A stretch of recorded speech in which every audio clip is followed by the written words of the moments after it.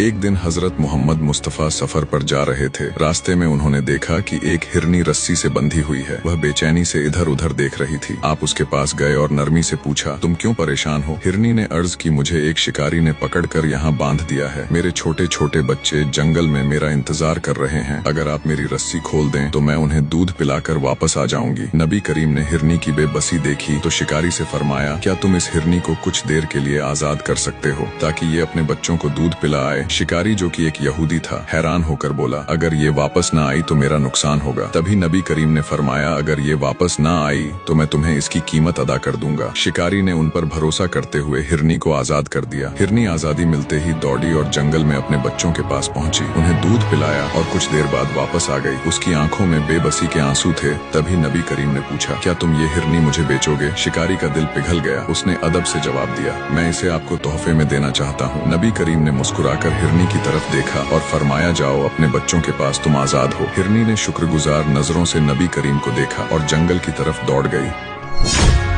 वो कौन था जिसे तकलीफ देने वाली औरत भी उसकी मोहब्बत की मुरीद हो गई? मदीना मुनव्वरा की गलियों में मस्जिद नबवी के पास एक गरीब बूढ़ी औरत रोज उसी रास्ते पर कूड़ा डाल देती जहाँ से हजरत मोहम्मद गुजरते। आप हर दिन उसी रास्ते से गुजरते लेकिन कभी कुछ नहीं कहते। फिर एक दिन जब आपने देखा वहाँ कूड़ा नहीं पड़ा, आपने हैरत से पूछा, उस औरत का क्या हुआ? लोगों ने बताया, वो बीमार है। आप फौरन उसके घर पहुँचे। बीमारी में उसकी इयादत करने वो औरत हैरान थी। जिस शख्स को वो रोज तकलीफें देती रही, आज वही उसकी खैरियत पूछने आया है। उसकी आंखों में आंसू आ गए, दिल पिघल गया और उसी पल उसने इस्लाम कबूल कर लिया। ये था रहमतुल लिल आलमीन का किरदार, जहां नफरत का जवाब भी मोहब्बत से दिया जाता है। अगर आपको लगता है दुनिया में मोहब्बत ही नफरत का असली इलाज है तो सुभान अल्लाह कमेंट में जरूर लिखें।